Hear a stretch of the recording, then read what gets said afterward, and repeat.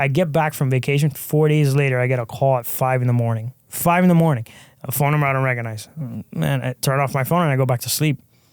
My aunt, I live in an apartment. My aunt is my landlord. She comes and knocks on the door and she's speaking to me in Spanish. Oye, la policía está afuera. The cops are outside. They're looking for you. I was like, the cops? What are you talking about? The same phone number calls my phone. I was like, all right, I got to answer now. Nelson Rodriguez? Yes, this is agent such and such with the FBI. You have 5 minutes to come outside. Click. Dude, I walk outside my house. There's 2 undercover FBI cars with 4 agents pointing AR-15s at me. There's 4 City of Miami cops blocking the road. 4 City of Miami cops blocking the road.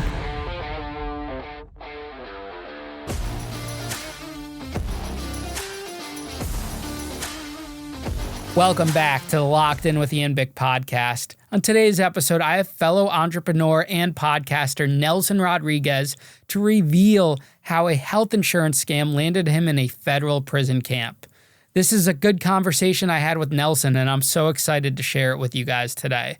I hope you sit back, relax, and get ready to lock in with Nelson Rodriguez. Nelson, you made it, man. I made it, man. It was a long trip. Yeah, well, thank you so much for coming. We've been talking about this, doing this for a little while now. Yeah. We connected first on Instagram, I think, right? Yeah. And you go by the name, what is it, The Prophet? Montana the Prophet. Montana the Prophet. Where does that come from? I was curious. So after I got indicted, I had to really think about my life. I was very identified to what I did, right? I thought what you did in life was who you were. And at the time, I was an entrepreneur. I owned a company, so that went away overnight. And I really had to think about what I wanted for my life. You know what I mean? So for me, my indictment, my arrest, my prison sentence, it was more about reinvention than anything, man. Mm-hmm. And I tell people Nelson went into prison, but Montana came out, you know? Like, it came out a new guy. And I was reading that was, you got that inspiration from a movie? Yeah. Was it Scarface? Scarface, yeah. I never watched Scarface. Oh, man, you're missing out. I just finished I'm 2 episodes done with away from finishing Sopranos. So, all right. I'm now catching up on all the old stuff. Yeah, so I'll get there. But you're also the author of a book. You wrote a book. Yep.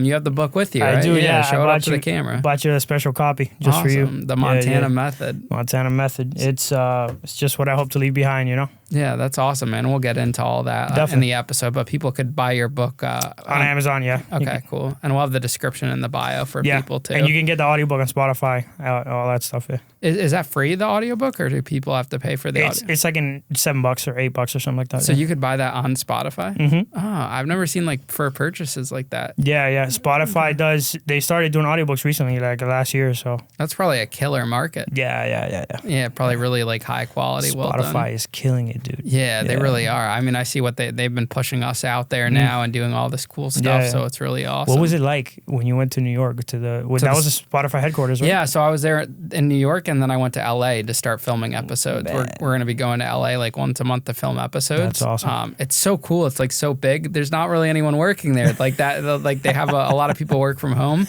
But their offices are sick. It's just a really cool environment, cool workspace, and we're very appreciative of the partnership we're forming with them. That's awesome. Where they're going to help us get guests, and we utilize their studio and push us out there. Bro, I'm super happy for you, man. Thank you, I man. really am. I'm a fan of your work. The crazy story about how I found your show, so I guess we'll get into it. I got out of prison May 25th of last year. Oh, recently? Recently. Okay. So I'm like on house arrest, and I managed to get an internship at a studio, right? So I get to keep. So actually, let's rewind a little bit. So let's go back. So I get indicted, I get sentenced, all that stuff. I write my book and I start podcasting. So this is while I'm out on bond, right? I'm out on bond. I start podcasting. I start like really getting a little bit of a rhythm, and I'm like, man, I could do this podcasting thing. It could be a good thing. But then I get sentenced, and I'm like, shit, how am I gonna podcast? So what I decided to do was, right before I went to prison, I spent 3 months podcasting, like recording nonstop, and I scheduled all of it to premiere while I was gone. Holy shit. So A lot of people were watching my podcast while I was in prison, and people that I didn't tell I went to prison thought I was still on the street. So when I got back, some people were like, yo, what the fuck, man? I'm texting you, trying to tell you, like, yo, the podcast is great. You never answered. People think I'm being a dick, and it wasn't that. I was doing my bid. That's actually really smart. Yeah. And, there's some people that try to podcast actually in prison, like Billy McFarland from Firefest got caught like recording shit.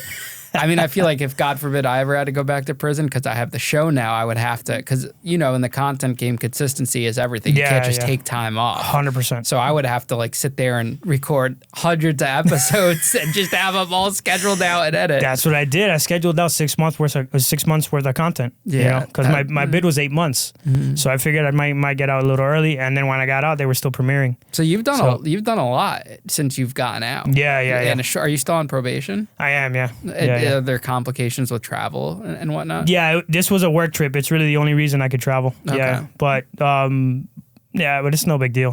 This beats being in there. So. And you do the podcast full time? No, I work. So during another crazy story, right? Mm-hmm. So I get back to podcasting as soon as I get out because this is what I want to do with my life. So I start pumping out episodes. And I end up getting a job with shout out to Nick Delgado. We become good friends. And he hires me at his digital marketing firm. I invite him on my podcast, and he's so impressed, he just decides to open a podcast studio and let me run it. Wow. It's crazy. Yeah, how that came together was nuts. So yeah, timing's everything. Dude. Imagine he did that while you were in, and you didn't have that opportunity. It's crazy how life works. Yes. I mean, we're sitting here today because of that. Like, I didn't have this 6 months ago. Maybe it was 6 months, 7 months ago. Like, we moved in here in September. That's awesome. And then just even as of December, I started taking everything over by myself. People show up and they're like, where's the team? No, that's what I was telling you. I watch this every once in a while. So I'm expecting for you to have like an engineer and an editing guy. And then I walk in here and he's like, hey, what's up, man? It's me. Yeah. Holy shit. That's awesome. Yeah, you're looking at the whole team right here. The marketing, the engineer. I like to learn. I don't like to be stuck depending on someone because when you're in the nightclub business like I was, you're stuck. And it sucks to be just like, depending on the artist showing up, depending on the production. There's so many components. At least with this, the only one I got to depend on is me. Is you. And the guest, but we have some in the tank if a guest doesn't show up. Right. But now it's at the point where before when we were starting out, guests would bail. Now you get 1 out of 20 that would bail. Yeah, because of course you're building a name and, so it's different. It's beneficial for people to come on and share. Especially I always encourage bring a book, a product, anything that. Definitely. Because it goes out to so many people. Something I love about what you do, man, you give normal people a shot to really get their faces out there. So I respect that about what you do. Most people who are in the podcast game, they're looking for a lot of clout. And they're looking for people, if you don't have followers, I don't want you on my podcast. It's bullshit, but I'm more, you and I think, share something where I'm all about the story, man. Yeah. If I could get a good story, bro, I know that thing will go viral. So I'm fascinated with a good story, good stories change the world. Absolutely. I feel like people are traumatized by the whole, not having enough followers because I'll get DMs. They're like, I know I only have a couple followers. I'm like, dude, I don't even look at people's followers. That's awesome. If you have a good story or just a story in general, come on, share it, and we'll make the numbers go. Yeah, we got that part covered because the world wants to see different stuff. They don't want the same celebrities every week telling the same stories. Yes, that's what I love about your podcast, man. It's really, and it's people no one would ever, you know what I mean? I do the same thing on my podcast. I interview people no one would really interview. Yeah. And you talk about things that people don't really talk about, And I'll get out to Miami this summer. I got to do a Miami trip. Yeah, now we're talking. I'll get out there and film an episode for you. Definitely, man. Awesome. So we know how the story ends. Let's jump into the beginning. Sure. Were you born in the United States? I was born and raised in Miami, Florida, yeah. I'm Cuban on both sides, my mom and my dad. My dad, he actually escaped Cuba in 1988 with a fake Venezuelan passport. He flew into Panama, stayed in Panama for a little while, and then he crossed the Mexican border over to Texas where my aunt was waiting for him. My mom came a little earlier. One of the reasons I have such a personal connection with Scarface is my mom came over in the Mariel boat lift. So I don't know, you've never seen the movie. So for those of you that have seen the movie, there's a scene in the beginning where they show how Tony got to America and this big story about this big Cuban migration in 1980 called the Mariel boat lift, where Fidel basically used it as an excuse to empty his jails and get anybody he wanted out of Cuba. And in that, you had people who really escaped and got with their family in Miami and stuff like that. So my mom was one of those people who escaped in one of those boats. And it's the same way Tony got here. So there's a scene where you see Tony living in a camp. My mom was one of those people. Wow. So I have a really personal connection to the story because it's a part of who I am, you know. So that's how my mom got here. That's how my dad got here. They met up in Miami at some point. I was born in 92. So I grew born and raised in Miami. Miami's a special place, man. It's near and dear to my heart. I can't live anywhere else. I've tried. It's so different. It's so cultured. You know, Cubans are almost non-existent outside of Miami. So it's I'm very tied to my roots. Like in my neighborhood, no one speaks English. Really? Yeah. You go to Publix, you go to the gas station, you go to a restaurant that don't even, you know, like when you come down, you call me, we eat lunch or something, I'm going to have to order everything for you. You're going to laugh. You're going to be like, dude, where are we? That's why I call it the independent country of Miami. So it's all Cubans? Yeah, mostly. And what's the language? Spanish? Spanish, Spanish, yeah. okay. Yeah. Is it like a different type of Spanish? Like I know there's different variations. Well, in Spanish, you have something interesting, right? Because it's all the same language, but each country uses different words. For example, Cubans call a car carro, but Argentinians call a car coche. And for us, a coche is a baby carriage. So, okay. But we all speak Spanish and we all understand each other, but we just use like different, like, I guess you could compare it to like a New Yorker and a Californian and like a Floridian. We all speak English, but we just use, you know, slang and different things like that. So. Did you have siblings growing up? Yeah. I have one older sister. She lives in Louisiana. Louisiana. Were you guys close growing up? Yeah, real close. What's the age difference? Like a year and 8 months. Oh, so very close in age. Yeah. Did you guys grow up poor, wealthy, middle class? I have an interesting story. So at first when I was born, my parents were dead broke. And then they did well when I was like a toddler. They made some good money, you know, in the street pharmaceuticals. Street pharmaceuticals, like drug dealing? Is that what you mean? Yeah, I've never heard someone call it street pharmaceuticals. Yeah. That's so funny. That didn't last too long. They did really well, but that didn't last too long once they came to their senses and they were like, yo, we got kids. We can't be doing this shit. So, And then my parents divorced and it went all the shit. Or like my mom was really broke. She worked really hard to raise us and stuff. So, but yeah, we didn't have a lot of money growing up. It gave me like ambition. Like growing up poor, I think gave me a lot of hunger. It gave me the ability to envision a better life. You know, like I'm big on vision. I'm big on envisioning where you want to be and make sure you have to see it before you see it. You know what I mean? So that growing up like that is what actually gave me the ability to actually see things, like to see a better version of my life, of where I wanted to go and things like that. So it was a blessing. And where'd you go? Public schooling your whole life? Yeah, pretty much. I went to regular public. I was in and out of a lot of schools. Like my parents moved around a lot when I was a kid. I lived in a whole bunch of different. That when people in Miami ask me, "Oh, what part of Miami are you from?" I tell them, "Bro, I'm from everywhere," because I grew up everywhere. You know, man. So I grew up in like Carroll City, which is like pretty much an all black neighborhood for a little while. Before that, I grew up in, you know, the Cuban neighborhood. Like I can have a conversation with pretty much anybody. How would your friends describe you back then if we had them here today? No one's ever asked me that question. My middle school friends might describe me as like the fat kid who only wanted to play video games. In high school, it was more the always busy working guy. Like in high school, I actually moved out my senior year. I lived on my own. So I actually had to work from 3 o'clock in the afternoon until 11 at night. And then I'd wake up at 5 in the morning and go to school the next day until 2:30, and it was like every day. So I was like the kid who was always working, you know. Were you bullied and picked on? Not really. Yeah, that wasn't really a thing. Funny enough, now that I think about it, I didn't even get into that many fights. I got into like 2 or 3 fights in high school. You know how everybody always has those stories of like when they either got beat up or they beat up a kid? Yeah. I can tell you this one story in high school. There was this kid who really pissed me off because he was like, he would pick on other kids, but I was bigger than him, so he wouldn't try to tell me anything, right? He actually would try to be my friend, funny enough. And then one day, he's on the opposite team, and we play softball, and we beat the fuck out of him like 12-2. We beat the shit out of these. So I'm talking mad shit, because I can't stand this fucking kid. I'm like, fucking home run, you fucking pussy, like all that shit.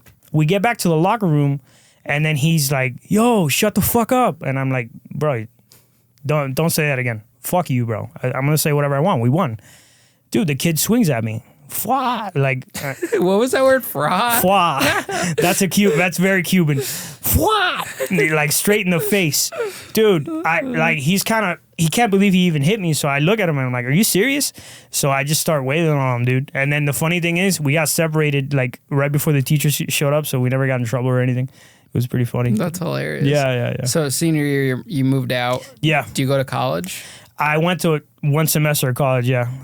And then I realized that you don't really need to go to college to pursue what you want in life. So I dropped out. If I would have known like college wasn't a thing, I never would have went. What were you going for? Like, what was your goal? I honestly didn't know what I wanted. I was just going to college because it's what everybody else was doing. And I thought it was like the right way to go.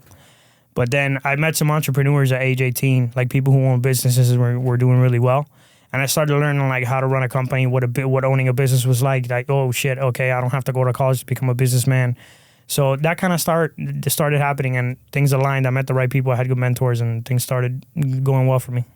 And so when you dropped out, what did you get into right away? I owned a franchise of a telecommunications business. So at first it was really hard. Just like any business, you got to learn from scratch. And I imagine I was an 18-year-old kid straight out of high school, so I didn't really have much to offer in the business world, but like I said, I was around some really successful guys, and they showed me the ropes.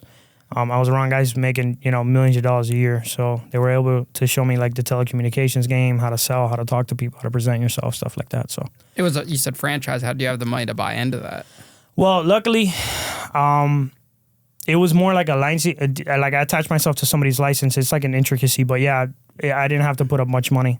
I basically I first started off as a sales rep, and then I worked my way up. Okay. So I got really good at selling, and that sales changed my life, dude. Like learning how to sell a product and like that profession of just being able to go out and sell and make a lot of money, it taught me a lot. It taught me a lot, man. That was in your early 20s? Early 20s, yeah.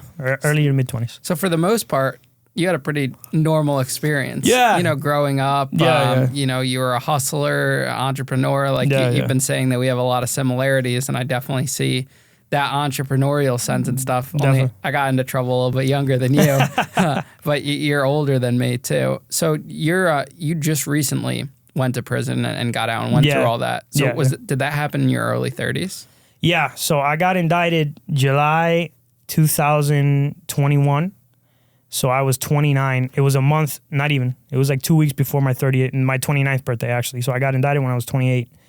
And then I actually ended up going to prison in January of 2023. So I was 30 when I went in. Yeah, so my early 30s. Yeah. So what happened over those 9 years that from 20 you're on top of the world, things are going well, and then 9 years later you got a federal indictment? Yeah, so so that business kind of falls apart, because the guy who put it all together had a really bad drug habit. So he was kind of like the core leader, motivating all of us and stuff.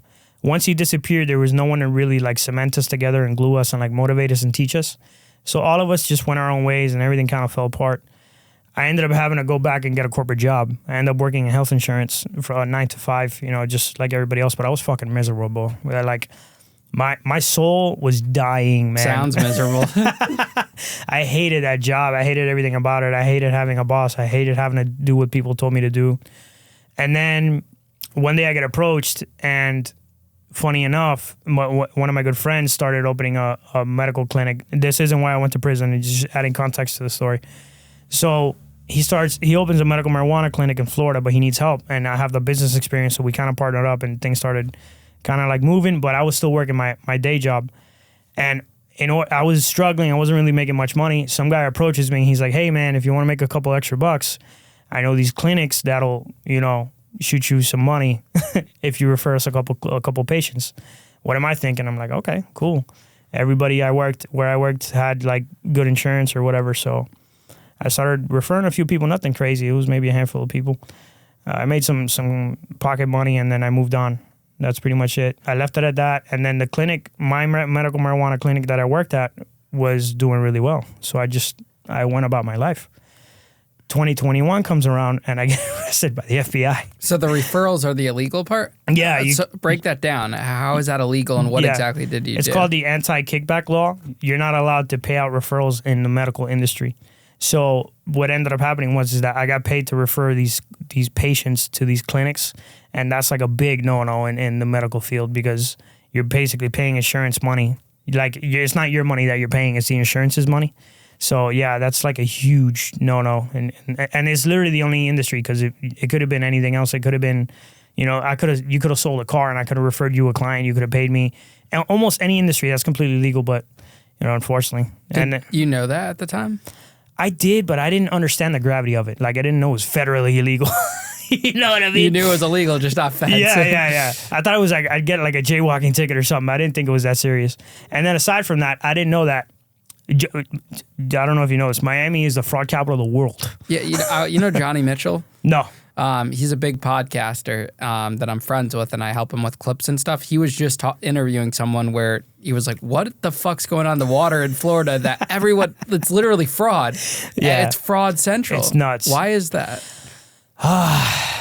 A big part of it is that people come here from like Cuba and Latin America and other countries, and it's just different. Like someone coming here. Okay, so let me try to explain Cuba to you. Cuba is a totally. You would get this actually. You would totally get this. Cuba's a lot like prison. So, in Cuba, stores, it's just like commissary. You don't know when they're gonna close it. Well, they'll close it. You don't know when they're gonna open, and that's it. You can't buy stuff. So what do you have to resort to? The black market. You have to resort to the guys bringing in bags and fucking buying some shit from, Jose who fucking snuck in some shit. It's the same thing in Cuba. It's the same exact thing. The government there's a dictatorship, so they close stores, they close shit, they run out of stuff, and you have to resort to people who like bring in stuff from outside of the country to survive. That's exactly how, dude, it's funny because there wasn't that many Cubans in prison, and the few Cubans, there was maybe like 500 of us at the camp I went to, and maybe there was like 10 Cubans, which is weird because I would have thought the prison in Florida was stocked full of them, but anyway, I told them, I was like, dude, this is just like Cuba, and they're like, yeah, bro, it's exactly like it's crazy. That's funny. So what's crazy is everything is illegal in Cuba. Everything. The government doesn't want you doing anything. No matter, like crossing the street is illegal. Like one time, I swear, I was in Cuba on vacation and we got stopped. I was with somebody in a car and the cop told the person, my taxi driver, hey, you should have stopped. And he's like, there's no stop sign. He's like, no. There was a stop sign there 10 years ago. You should have known that there was a stop sign there 10 years ago. So I'm going to give you a ticket. The fuck? It's that kind of shit. It's weird. It's the COs. This shit the COs did to us, like how they would say shit and you're just like, yo, what? Anyway, so that's that mentality of like doing whatever it takes to survive and not really giving a fuck about the law. It comes from like Latin America. It comes from that a little bit, and I get it, But not to mention, unfortunately, Miami gets a bad rap, but there are a lot of like hardworking, honest people there, and it sucks because everybody just gets blamed. It's terrible. How much do you think you made from those referrals? 15, 20 grand maybe. Oh, so it was good money. No, but that's over the span of like a year and a half. How many referrals do you think you did? 25, 20. But that was all cash? Yeah. So they just hand you cash? Yeah, pretty much. So how do you get wrapped up into this? Do they snitch you out, or is there bank records? Yeah, or? I got ratted on, unfortunately. So there was a guy who was into everything. Like the guy was into like every kind of fraud you can imagine. He gets roped up for a totally different case. And then the guy's like, wait, I'm into all kinds of stuff. So he takes down the case I was involved in, and it turned out to be a $7 million case, bro. I didn't even, had I known what they were doing, I never would have even referred not even one person. What was it, like a RICO that they wrapped everyone up? Yeah, pretty much. You seem like such a small fish. I am. I'm tiny. Like that. It's like they would have arrested you first, and then you stitch on the other people. Exactly. No, but they did it backwards in my case. They got with him. They got all the big people, and then I was like one of the last ones because funny enough, the guy got arrested before the pandemic. So what ended up happening was the pandemic happened, and then no one was working. So things kind of froze and were like on ice for a bit. And then when things started moving again is when I got arrested, like 3 years later after that guy. Were you hearing about any of these arrests happening? Yeah, I heard about the one guy getting arrested, but I didn't think it had anything to do with me. I was like, all right, they caught the guy. He was doing something up to no good, whatever. And you were out of it for years. Yeah. I never did anything with them. Like pretty much as soon as he went to prison, I was like, all right, it's over. Yeah, and it's not like, I wasn't making millions of dollars. Were you ever worried that it could catch up to you? Yeah. I lost a lot of sleep. just over those years. Dude. And the funny thing is, I'm a normal guy. I don't break the law. I don't even get speeding tickets, bro. Like, and it fucked with me pretty bad. Like, there's nights where I lost sleep, and then it got to the point where I knew it was going to happen. That's why I say that mind is powerful. I say that I walked into it because I brought it, like, upon myself. Like, I really manifested it. Like, I would imagine getting arrested in the middle of the night. That's exactly how it happened. I got arrested in the middle of the night, and they come fucking banging on my door, 5 a.m. You know, FBI agents. I'll tell you the exact story. So I'm in Colombia on vacation. I go to vacation. Like, my life was great, dude. I just get back from Colombia on vacation. I made great money legally that month. Like, I'm 28. I'm living the dream. I'm doing really well. I get back from vacation. 4 days later, I get a call at 5 a.m. 5 a.m. A phone number I don't recognize. Man, I turn off my phone and I go back to sleep. My aunt, I live in an apartment. My aunt is my landlord. She comes and knocks on the door, and she's speaking to me in Spanish. Oye, la policía está afuera. The cops are outside. They're looking for you. I was like, the fucking cops? What are you talking about? The same phone number calls my phone. I was like, fuck, all right, I gotta answer now. Nelson Rodriguez? Yes. This is Agent such and such with the FBI. You have 5 minutes to come outside. Click. I was like, bro, these guys have to be looking for my dad. Because me and my dad have the same name. So I'm like, all right, whatever. I'll go to jail and we'll clear this up later. Dude, I walk outside my house. There's 2 undercover FBI cars with 4 agents pointing fucking AR-15s at me. There's 4 City of Miami cops blocking the road. 4 City of Miami cops blocking the road. I said, and this is right after George Floyd. So I'm like, fuck you guys, you're not killing me. So I turn around, my hands are on my head. I start backing up towards them. I hand my cell phone to my aunt, and I'm like, yo, call my parents, tell them what's going on. And I let them take me. I don't ask any questions. I let them take me. And then when I got to the station is when they started fucking, I was like, oh my God. I started seeing other people that got arrested and shit. And I was like, fuck, really, bro, this bullshit. You know, but yeah, that's pretty much what happened. And then the whole story of like my life falling apart. I didn't have a business anymore. It was see how life works. I built this medical marijuana doctor's office, but I couldn't be a part of it anymore because I got banned from working in healthcare for the rest of my life. Really? So I lost my business overnight, even though it had nothing to do with why I got in trouble. So that's when I had that existential crisis. Like, I didn't know who I was anymore, man. I went from being on top of the world and thinking I knew who I was to having no clue what I stood for in life, you know? So, and that's why I decided to write the book, because I figured if I die tomorrow, there's proof I was here. You could pick up the book and you could, you know, see what Nelson was all about. Do you think that if you weren't desperate for money, like if that first business didn't explode and you were kind of in limbo, not finding like the medical marijuana business yet, that you never even would have taken that healthcare money? Yeah. The only reason I did it is because I was kind of broke and still trying to figure my way out. And I figured that'll hold me out until I get my feet on, you know, under me. It was really stupid. And it wasn't even that much money. It was very little money. So, but it's funny how, I don't know what you believe in, but, you know, I believe there's a purpose and a destiny to everything. So it put me on the path I'm on now, you know. So I'm almost 100 episodes into my podcast. You know, I'm an author. I'm here with you, you know. Yeah. So a lot of people don't realize that a lot of the guests that come on the show, it's just that one mistake they made that sets them up. You know, it's not like they've given 100 chances. It's just the one mistake, and it screws them the rest of their life. That's what I tell people. You'd be surprised how many like first-time felons there are in the federal system. In the camp I was at, it was like half of us. So once you got arrested, how long was the criminal justice system process for you? It took forever, dude. I was out on bond for 1.5 years.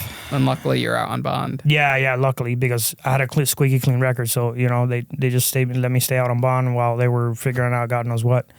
And then I got sentenced in October of 2022, and then I went to prison in January of 2023. You took a plea deal? Pretty much. Yeah. What was the first offer? Was it what you took? Yeah, pretty much. I didn't. They were like, "Here's what we're giving you," and I was like, "All right, whatever." And what'd they end up getting you? I ended up getting 8 months. So in the federal system, some people prefer like 1 year and a day, because that way you could get like 6 months. Yo. Fuck my lawyer. 8 months, you're doing every penny. Dude, yeah. And I got lucky because there's something. When did you do your time? 2016 to 19. 19. So Oh my God. So it was before the pandemic. Yeah, because of the pandemic, it opened up. Yeah, the CARES Act. Yeah. So I got lucky and I was able to get out on 50% of my time. Yeah. So that's what ended up happening with me. But yeah, here's a word of advice to anybody under federal indictment. Fuck these lawyers, bro. Wait, you only had to do 50%?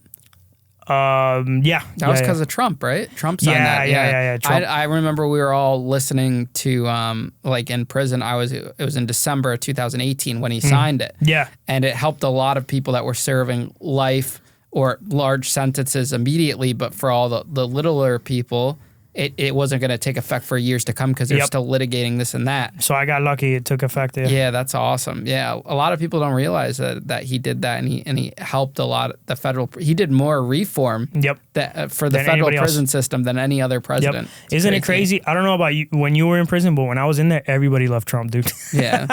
No, I remember when he got elected, we were watching it in the detention center. Wow. And then I remember being in the medical. Watching the news just for a checkup of Hillary Clinton like taking forever to get on stage to do her concession speech. That's crazy. Yeah, it was just nuts. So I was in prison the whole time Trump was in office pretty much from 2016 to 2019, and then that last year I was out. Yeah, that's nuts. That was his last year, but yeah, it's crazy. Yeah. I got really lucky. And let me tell you, like, obviously, I had never been to prison, so I didn't know there was like federal levels in the federal system of like a camp and a low and a medium and a pen and all that stuff. So I don't know what I'm walking into. Everybody's telling me, "Oh, you're going to a camp. You're okay." What the fuck does that even mean? So I go to this camp, and mind you, like I'm just like I had just stripped naked. The guy that fucking does the whole thing with the guard. So I'm like, "Fuck, man, this is gonna suck, dude." So I walk in. And they introduced me to the other Cubans. Mind you, there's only like 10 of us. Dude, they're super cool. One gives me a notebook because I'm a writer. And I was like, man, they give me a notebook. They give me a pair of shoes, a pair of shorts. And mind you, Cubans aren't really like, Cubans are nice on the street, but they're not like a like close-knit community. So it was the first time I had seen other Cubans like kind of look out for me. It was cool. And then funny, I'll tell you the story about my first night in the shower. So I'm in the shower and I'm just doing my thing. I didn't get the whole slippers thing, right? So I took off my slippers at the end of my stall. Like I put them at the end of my stall and I go in the stall and I take a shower. And I start hearing, Cuba, Cuba. And I'm like, they're definitely talking about me. I was like, fuck. Mind you, it's this guy named Mello. Mello has a fucking scorpion tattoo on his face. So he's like, Cuba. And I'm like, oh, fuck, here we go. So he approaches my stall, like not trying to look or anything. He's like, oh yeah, ponte la chancleta. He's trying to tell me to put my sandals on. And I put them on. And then when I get out and I'm drying myself and shit and I'm dressed, he's like, bro, in Spanish, because out of the 500 of us there was like 300 Puerto Ricans. They own that place. So he was like, what, bro, you get mushrooms and you're like fucking, fungus and shit on your feet. You got to watch out. You never been to prison, have you? I was like, no, bro, I don't know what the fuck, So yeah, that was... And you got to self-surrender? Yeah. So what was that experience like? My sister and my mom dropped me off on my sister's birthday. Wow. Yeah, it was rough. So I was there with my niece, who was 7 at the time, my nephew, who's 3 at the time, my mom, and my sister. So on her 32nd birthday, she had to drop her baby brother off at prison. It's pretty... and then it was dramatic because I walked in and everything, and then the door's closing, and they're driving away, and Did you have any thoughts of running or anything like that? Nah. I'll tell you what I did have, though. That first night when I laid down and I looked at the roof, I was like, I'm in fucking prison, man. Like, life is wild. How the fuck did I end up here? Like, I fucked up. At least it was one of the nicest prisons that you could get to, a camp. Fair enough. It's like a country club. Fair enough. I know, so funny, so something I've been meaning to ask you. I went to Coleman in Central Florida, so... I heard that's a nice camp. Yeah, I mean, I guess. Okay. I have nothing to compare it to, thank God. I've never been to another prison. Where'd you do your time? The question is where I didn't, because I was all over. I was in multiple federal prisons. But my last spot was in Oxford, Wisconsin, a camp out there. Okay, cool. Yeah, the Puerto Ricans were running wild, dude. So there was like shakedowns all the time and shit, and it It was wild. It was Just pretty like crazy. smuggling stuff in. Yeah, dude. So I didn't know. This was what I was told when I was in there. The federal detention system in Puerto Rico is basically like overwhelmed. So they ship off a bunch of Puerto Ricans to Florida, like up and down the East Coast, New York and Florida, because there's a huge Puerto Rican population in Orlando.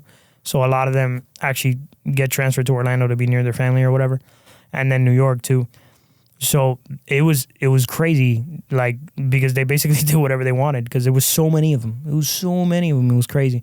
And I was also lucky because I'm Cuban and I speak Spanish or whatever, so they kind of saw me as one of them a little bit, but it was cool. It was a unique experience. Yeah, I met some great people in there. They taught me a lot. I met a Buddhist in there. He taught me some cool shit. He had read the Torah, the Bible, and the Quran, and another book called The Compass of Zen. And this guy had just done 16 years. He was on a 30-year bid. And like I sit there with him for like hours, and we're just talking about life, and he's teaching me all this spiritual stuff. And back to why I wrote the book. He asked me this question: "Who are you?" And I'm like, "Nelson? No. Who are you?" And I'm like, "A prisoner in the federal system? No. Who are you?" Like, he keeps asking me these questions. And it's basically like this Buddhist principle that you are not what you do, and you are not your appearance. Like, who you are is so much deeper, and like there's so much like your conscience is connected to like this, and all of this is bigger than like just what we see. You know, it's deep stuff. Not to get too philosophical. Anyway, Were you surprised by like the food in there that everyone was creating? Yeah. Dude, some great cooks in there. There's this guy, shout out to Gio if he's probably still at Coleman. He made these cheesecakes, bro. Oh my God. I used to be the cheesecake man. Oh, yeah, shit. the non-baked cheesecakes, they were so good. That's awesome. Yeah, you would just put them under your bed in an ice bucket, freeze them up, cut them up, sell them for $2-3 a slice. Bro. Yeah. Over there, we one flat was like $7 or whatever. So yeah, that was our whole thing. Did they assign you a job or no? Because you didn't have much time. No, yeah. That was a work camp, so you had to work. At first, I got like the worst job ever, working at this place called Unicor. Oh, Unicor, yeah. Bro. But that's one of the best paying jobs, right? It pays the best, but the job sucks. You know? What did you have to do? Because every prison has a different, Yeah. Ours was, we had this warehouse where we would get all these, basically it was like furniture assembly. We'd have to fucking put all these pieces of furniture on a shelf and like document how many we have and shit, and then get orders and ship them out. It was fucking horrible. You were doing warehouse work for like 12 cents an hour. Wow. It was crazy. Yeah. Slave labor, literally. Did you have like a hustle at all? Because you were an entrepreneurial type person? I was tempted to, but I really just kept it like, I was like, bro, you only got like a few months in here. Stay out the way. Stay out of the way. Let people do their thing. There's guys in here that are in here a long time. They gotta do that to survive. You'll be out of here in no time. So what were you gonna say? Yeah, but I was very tempted. Yeah, the hustler gene was like, oh, yo, you can make so much money. You know. Yeah, one of the biggest things at camps that are known for leaving the camp. Yeah, to go hook up with someone. Was that happening a lot there? So funny enough, I heard a story. It didn't happen while I was there, but I heard a story of a dude, and I never met the guy because he was gone by the time I got there. He actually paid somebody like $5,000 to stay there in his place. He got a dude that just looked like him, and he took off for like a whole weekend. To go be with his girlfriend. Shit. Smuggled him in. Yeah, dude. It worked? It worked, yeah. I've heard stuff like that happening. That's crazy. Because it's so easy. There's only like one card for the whole camp. Yeah. How many inmates were there? Just under 500. Oh, so it was a big camp. Yeah. How did they have multiple guards working there or no? Like 3 guards, 2 guards. It wasn't that many. Okay. Yeah. And what about cell phones? I mean, bro, so funny story about that too. So obviously they give you the whole thing about contraband and all this shit, and you go to a hole. So I'm thinking everybody's kind of like kosher and like following the rules. Dude, the first night, I'm like, what the fuck is going on in here? Mind you, like, so funny enough, I run into a guy I know this guy named Jose. And he's like, yo, come to my unit at night. We'll hang out, we'll talk, we'll catch up. So I go to his unit. Bro, everybody has a fucking cell phone. And I'm just like, I'm like, bro, should I run out of here? Like,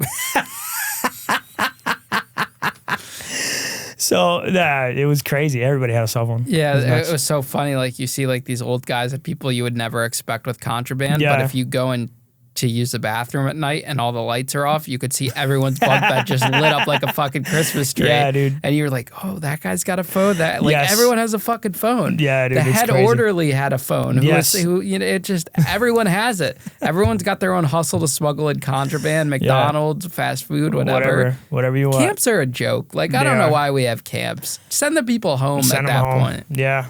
And it's funny because most people associate, they think like, oh, white collar crimes that we all go to Club Fed or whatever. Dude, like 65 or 70% of the people I did time with were drug related cases. Just non-violent drug. Non-violent, yeah. So I was in there with like street dudes. I wasn't just in there with, you know, the guy who committed wire fraud and the guy who did mortgage fraud. No, I was in there with guys, real street gangster guys from Puerto Rico, you know, and like I told you, like most of them were like real guys, you know what I mean? So it was interesting for me. Like I didn't get that whole, oh yeah, you know, you just went to a camp, you're with a bunch of rich white dudes, you know, I met some rich white men in there that taught me. A lot of rich white. Any celebrities at all? Nah, no celebrities. Well, actually, funny enough, now that you mention it, you've heard of Rick Ross? Yeah, the rap, of course. Yeah. So in his early days, his first album, he used to rap about this group of guys called the Boobie Boys. The Boobie Boys basically were like this big drug gang that like made a lot of money back in the day in Miami. One of the guys was in there with me. And crazy, look at how life works. So I get assigned a job at Unicorn. It's like my second week there. I'm working, and then this guy's showing me how to work, like what my job is. And then one of the guys pulls me aside and they're like, do you know who that is? And I'm like, no, bro. I don't know who that is. I just got here. I don't even know where the fuck I'm standing. And the guy's like, bro, that's Spoon. And I'm like, well, does that make me Fork? I don't know who the fuck that is. And he's like, bro, look this up. And turns out I had written a fucking paper in middle school about that guy. Oh, wow. So I told him, I sat him, and I was like, dude, I wrote a fucking book report about you, like back in the day. And I knew exactly who he was. And then we took on this weird, like, kind of like mentor thing. Like after that, we became buddies. You know, it was weird. And mind you, he's like this black dude in his late 50s, early 60s. You know, it's this guy who's done like 17 years in prison, came down, all the way down from the penitentiary. So it's crazy how you meet these people and you learn things from them. Yeah, how did guys like that react to you having such a short sentence? I mean, you're there for an overnight stay. Everybody's laughing, you know, because you guys got that, you know, how many people have done 20, 25, you know, guys that worked their way down from the pen or the medium or the low. Like I said, that Buddhist, he got out on the CARES Act too. He got lucky. He only did 16, but he was there on a 30-year sentence. So when you hear about a guy who's doing 8 months, you're like, bro, you know, I'll wake up in 8 months. Did that make you reconsider your life and what you had going on? 100%. 100%. It made me very grateful that it was only 8 months and not more. It made me realize how short life is. You know what I mean? There's guys in there who hadn't been with a woman in 10 years, you know? And that was like, wow. Like, this guy's never going to have kids. This guy's never going to have a life. So, yeah, it made me really get serious about the things I wanted to do with my life and really lock in and get serious. How was the food over there? Like the regular food, not commissary? Bro, everybody talks about camp food being good. That shit was trash, bro. It was trash. It was bad. And then, funny enough, because of all the shit that's getting snuck in, we get cut off. Like, our commissary gets cut off. And we're on lockdown. We can't go to the yard. So what do these street guys do? Of course, they start cutting the portions at lunch so they can sell you the fucking meat at night. We're eating half of what we're supposed to eat, which is dog shit anyway. And then they're fucking selling us the same food at night when we walk into the unit. It's like, bro, you fucking shyster motherfuckers. Yeah, they did that at the low. Is very popular to do that, and that's more easier to control because there's so many inmates. But at the camp, guys start doing that, and the portions are getting skimpy. And it's like, come on, there's only 100 of us here. So the guys started complaining, went on strike a little bit, and then they fired the kitchen guys. Yeah. No, there's no firing nobody over there where I was. So it was just like, you got to deal with it. Everybody bitches and moans, but no one really does anything about it. So did you get inspired to write the book in prison? Did you start writing in prison? No, I actually finished it right before I went to prison. Oh, you finished the whole book before prison? Yeah. So don't you feel like you're missing like a big part of your story? Yeah. I'm writing I wrote the second book. I wrote it while I was in there. Okay. So you're going to do 2. Yeah. So you have published it completely. So what is the book about? Just your lead up to federal prison? Pretty much. It was just basically the things I believed in life. You know what I mean? Just, it wasn't really about going to prison or my indictment or any of that stuff. It was more like I wanted something that just showed who I was. You know, I just wanted something anybody could refer to and be like, all right, that's Nelson. Because like I said, you know, I didn't have anything to show for. After 29 years of living on this fucking planet, you know, I had nothing to show for in my life. It's crazy. But yeah, there's definitely going to be a part 2. It's going to be very different. Do you think that those 4 months were beneficial? Like, did you need those 4 months in the grand scheme of things? Prison is the best thing that's ever happened to me. Without a doubt. I know I get hated on a lot. People are just like, bro, you're crazy. How are you going to say that? It's the truth. Like, I read 31 books in 5 months. I got in really good shape. I lost a ton of weight. I learned from really good people. I meditated every day. Like, I went in there telling myself, Nelson, you fucked up and you have to fix something. Like, this version of you is going to die and he's going to stay in there. The person that's going to come out of this is a different version of you, a better version of you, a guy who knows what he wants in life, a guy with principles. I actually sat down and wrote principles in there. Like, what do I want to stick to and what are the codes in my life that I'm not going to break no matter what? That's what I did in there. I went in there to like really reevaluate my life and come out a different person. What kind of books were you reading? Oof. I mean, I read all of Robert Greene's books. Amazing. Mastery, 33 Strategies of War, 48 Laws of Power, The Art of Seduction. His books are fantastic. I would recommend them to anybody. I read the Iliad for the first time. I had never read the Iliad. It's a huge book. It was like 600 pages, something like that. I read this really good story about this samurai who traveled the world and learned about like Western culture and taught English in Japan. I read about Abraham Lincoln. I mean, I read a little bit of everything, mainly just learning about other people who did great things and like people who had overcome bigger obstacles than me, you know. How are your friends towards you about going to prison? And then when you got out, were they supportive? Well, funny enough, I did lose a lot of friends after I got indicted, but were they really my friends to begin with? You know? I mean, your indictment was kind of silly. Yeah, I mean... No, but even then, there's people who don't want to associate with you anymore, people who don't want to talk to you, you know? Like, do you even have a restitution? Yeah, unfortunately. Who gets that money back, though? There's not a victim in this, is there? According to the government, but, you know, it is what it is. Who are they saying the victim is? The insurance company. The insurance company? Yeah. Because the insurance company paid that clinic and the clinics gave you a piece of that? Correct, yeah. But didn't they somewhat use some of that money for good?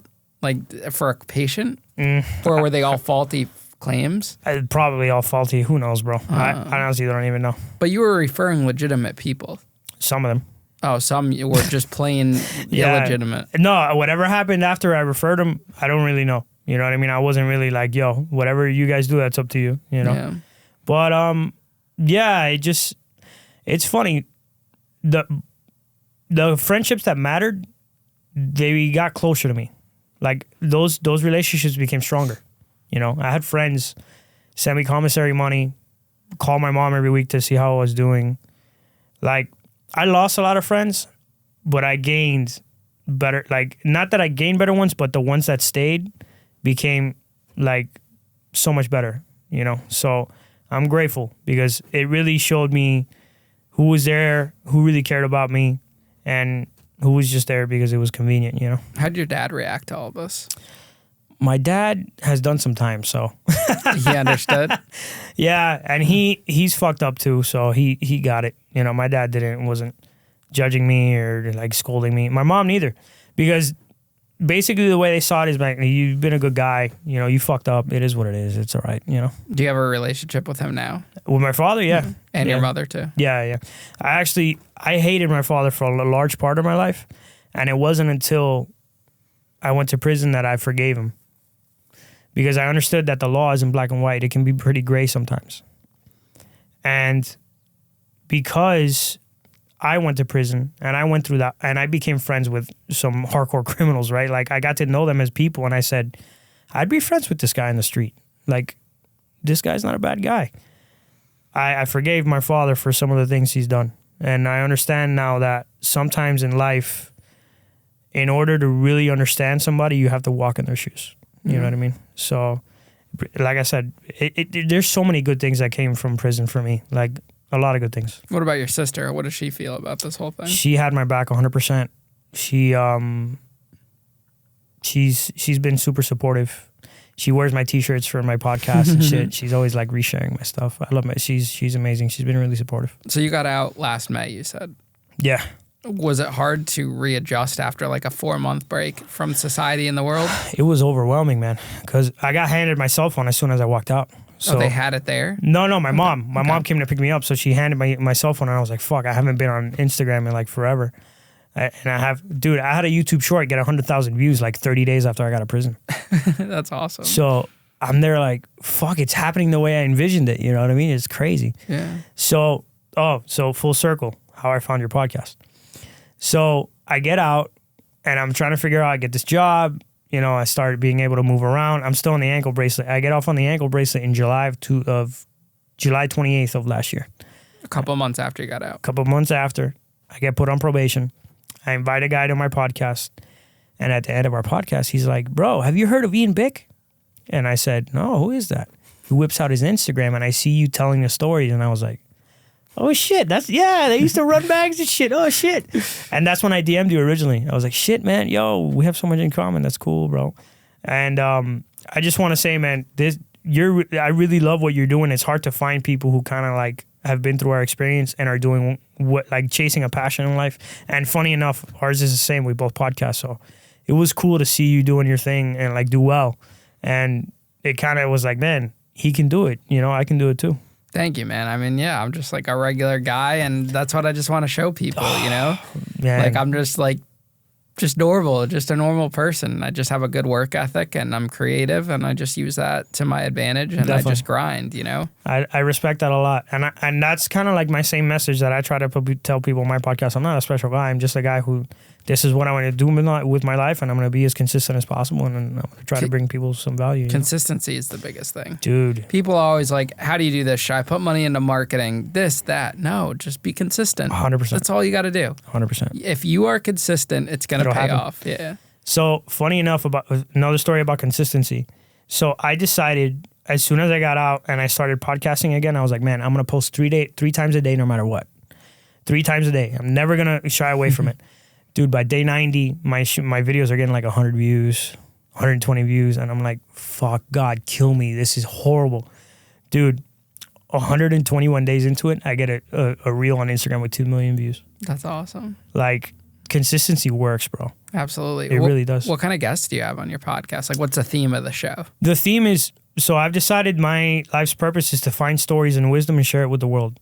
So a good story that is really inspiring. Anyone who has some really good wisdom to share, like something really profound, anything like that. It could be someone who's done some time in prison. It could be an entrepreneur. It could be maybe like more of a spiritual guy. It could be an actor. It could be a music artist. It doesn't matter. I don't specify, but the overall theme is that, like a good story or wisdom to share with the world. How do you think your mindset's changed since you were, that 20-year-old hustler to now having gone through, 10 years later and the trials and tribulations and the experiences? How do you think that's differed? Man, when I was 20 years old, I would have cried about a flat tire. Like, my day was over. I cried. I was like, God, why me? That kind of shit. Like, my skin was paper thin. Prison has made me understand that there's nothing that can break you. The only thing that can break you is you, bro. Like, if the day you quit is the day you quit. No one can make you quit. Nothing in life can make you quit. If you quit, it's because you decided to. You know what I mean? So the mental fortitude and like just inner peace, like I understand what I'm made of and what I'm capable of and what I'm able to withstand, So you can't even, that's like when I talk about myself before prison, it's like a past life. It's another me. I'm a totally different person. Yeah, I know. It's crazy when you reflect back down the differences. I mean, like, we're all not the same person we even were a year ago. 100%. So when you go through experiences like that, they do shape you. Yeah. And if you come out on the other side, you're way better because of the experience. Definitely. 100%. Yeah. But Nelson, thank you so much, man, for coming on the show today and connecting. And, I'll see you sooner than later to do your show. I told you I'll do yours. You owe me the IOU, so I got you when you're in Miami. Yeah, I got you, man. So I'll come out there and we'll plug in your stuff in the description. And it was a pleasure to finally meet you and stay in touch. Appreciate you, Ian. Thank you, guys. And follow me, Montana the Prophet, on Instagram. Check out the book.